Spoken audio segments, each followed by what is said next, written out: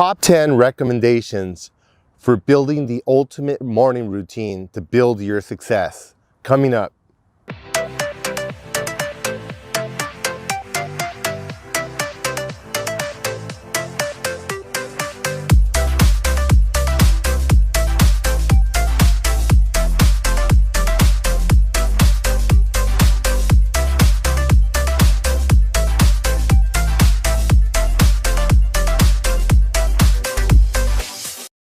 Hi everyone, this is Ernesto from AttaBoyCowBoy, and on this channel, we give you health and wealth tips to help you be more successful. Now today we're going to talk about the top 10 steps that I use to build the ultimate morning routine to build success. Now I talk to patients, students, I talk to people and they ask me, hey, what's your morning routine? What's your routine like? And let me tell you, morning routine is fundamental to anyone's success, in my opinion. I read a lot of autobiographies. I really like to read, and I like to study how people do stuff. And if you're not into it, I really suggest reading autobiographies. It's a good thing because you read about Steve Jobs and you read about Thomas Edison and all these really famous, successful people, and you find out some really interesting things about them. You learn that you have a lot in common with them, a lot more than you probably thought you did. And you learn to draw out some of the behaviors that they used to help them build success and bring them into your life to help you build success. So in my routine, I've put it together over the years and I've added and subtracted stuff. I've read a lot of stuff to help support it. And this is what I ultimately came up with. So I'm gonna give you the top 10. Number one is when I wake up in the morning, the first thing I do is I do my deep breathing exercises. And the first thing I do, I have another video on breathing, but I breathe in through my nose, push my stomach out, and then exhale through pursed lips as I bring my stomach in.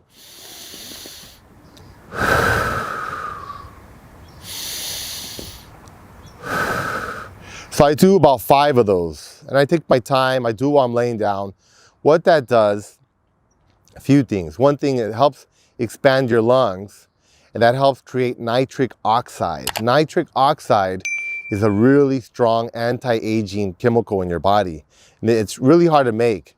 It's a vasodilator, so it helps open up your veins in your body, kind of like drinking coffee, helps the blood get circulating, helps relax your mind, helps increase and sharpen cognitive function.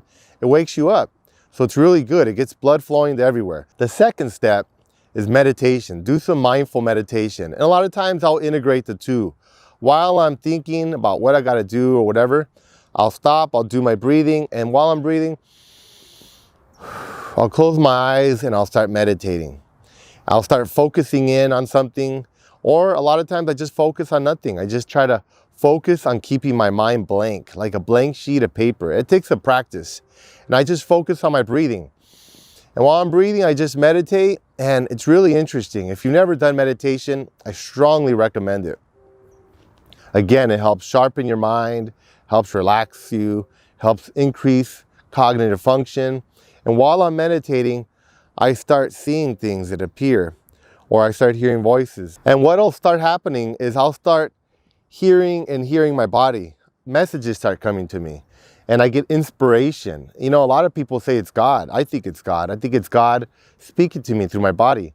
And he actually starts giving me suggestions and messages, and he makes me think about things. A lot of times what I hear in my meditations is to remember, treat others how you would like to be treated.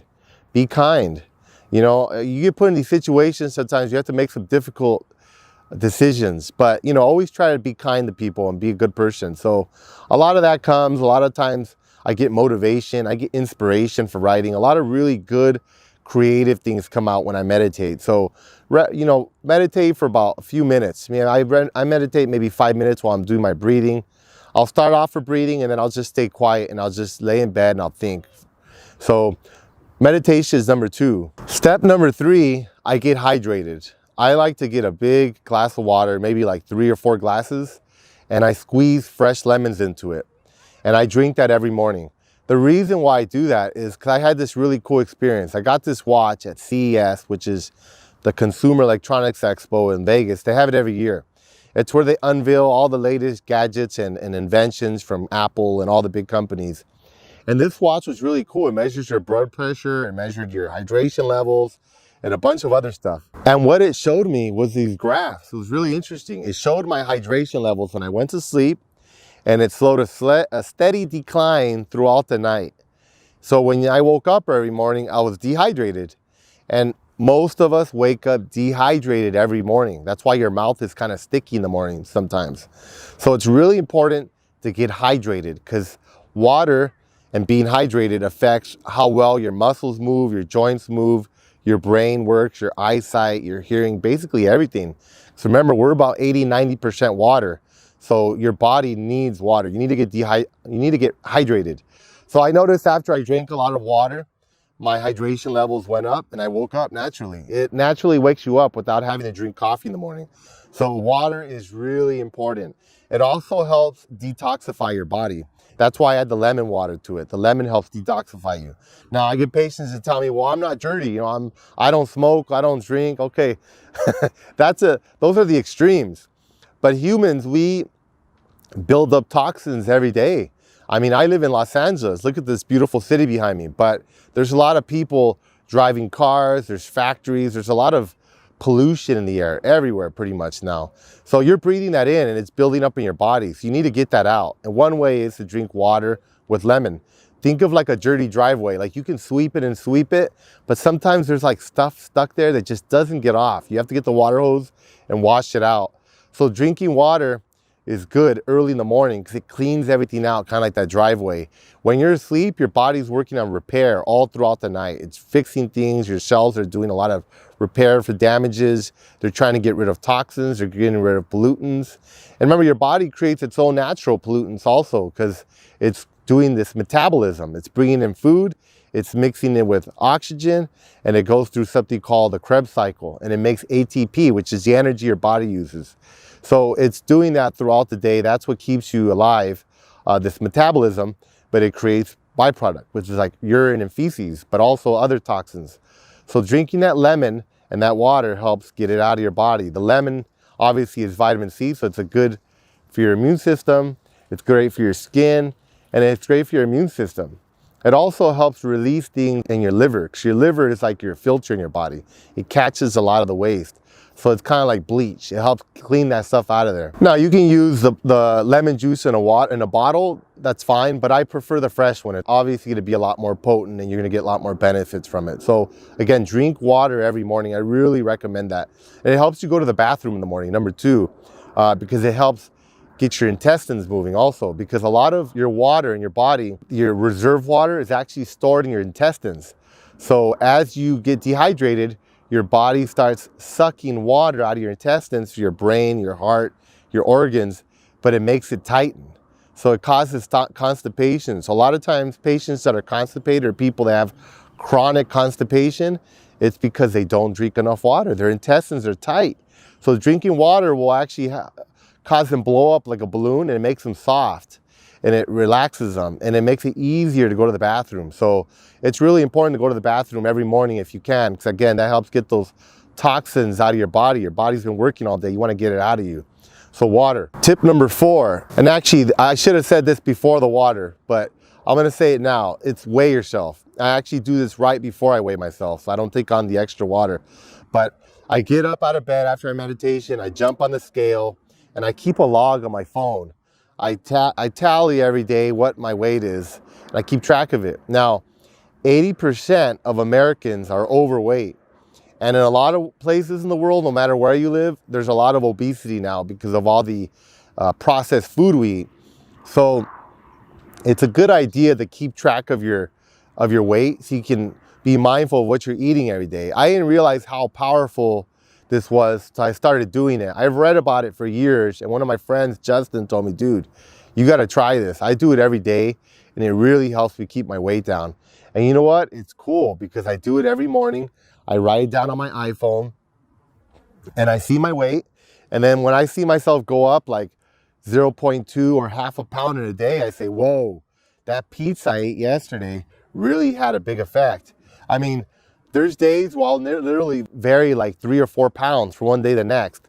And I could think back and I say, wow, you know, I ate a big pizza a day before. And all that salt caused me to retain a lot of water. So I gained 4 pounds. So it makes me think twice about eating junk food or eating things that are not good for me. So I find it really effective. In fact, the days where I get up and I gained a few pounds, I kind of think throughout the day when I'm eating in the back of my head, I say, you know what, I'm not gonna eat that cheesecake, or I'm gonna eat a little bit less, or hey, I'm gonna eat a little bigger salad today, or I'm gonna cut the cheese out of my, my veggie burger, something like that. And I don't really have to be real strict about it. It's just like this kind of personal goal. So it's a really strong motivator. So I recommend it. And definitely write it down in your phone so you can kind of see where you're at. And I'll tell you, I was weighing in at 216, and that's a little too high for me. I want to weigh around 200. That's a good weight for myself. So right now I'm down to like 212 and a half.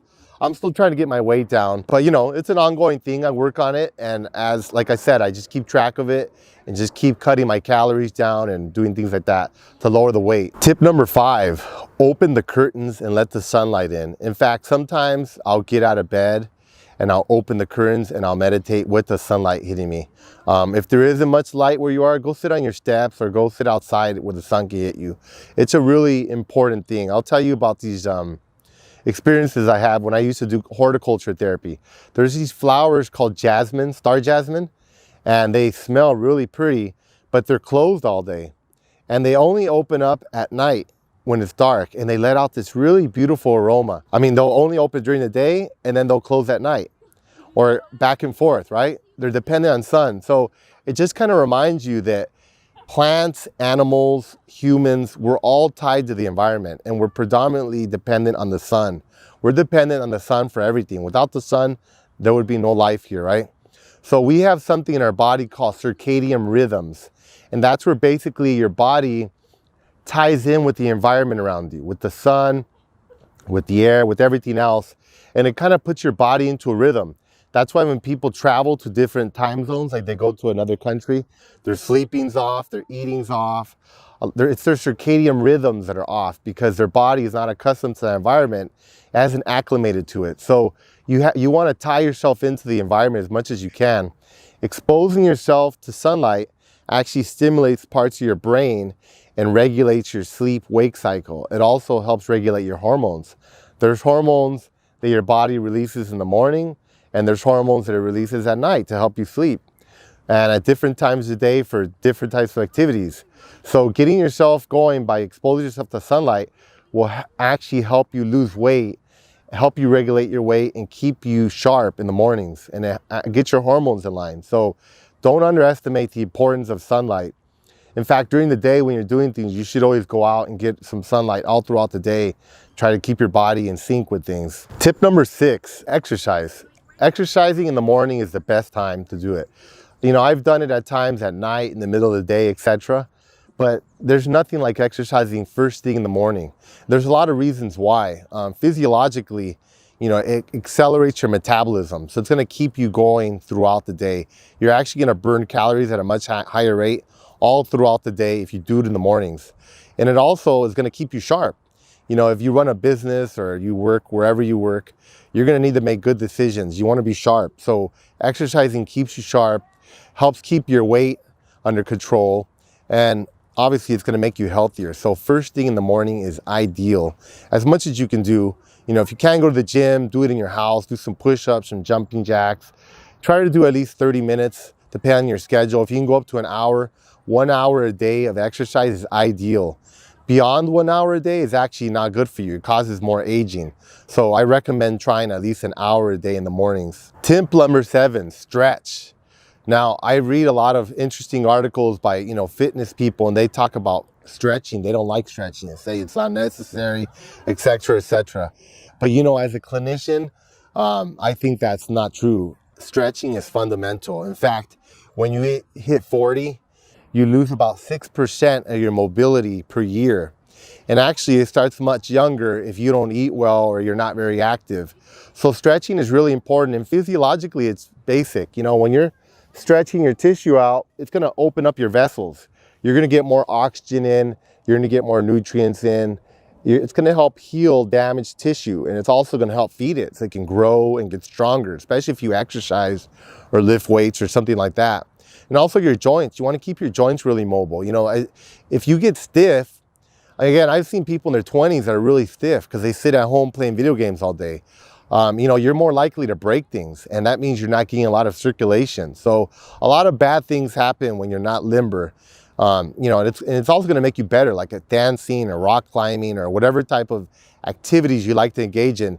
You want to make sure that you're maintaining your mobility. So make sure you stretch, and stretching is quick. It's only like 30 seconds each joint. You don't need to go beyond that. So I'll put a copy of my stretch routine on there so you can take a look at it. But it usually only takes me like 2 or 3 minutes to stretch. It's quick. So it's not a big time investment, and you can do it quickly. Tip number 8, don't eat. I typically don't eat in the mornings. I know we've always been trained to eat first thing in the morning, you know, breakfast of champions and all that kind of stuff. That was actually coined by Kellogg's, a lot of those phrases, when they're trying to sell cereal to people. But actually, there's a lot of research that shows eating first thing in the morning is not the best for you, because when you wake up in the morning, think about it. Remember we talked about the dehydration? Well, your body's been working all night, so it's actually been using a lot of the energy you have. So you wake up in the morning and your body's hungry. That's why they call it breakfast. Fast is when you don't eat. They tell you to eat breakfast to break the fast, right? But you can do it at the right time. When you wake up in the morning, your insulin levels are really high because you haven't eaten all night. So whatever you eat, your body's going to suck up a lot of those calories, and it's going to store it as fat.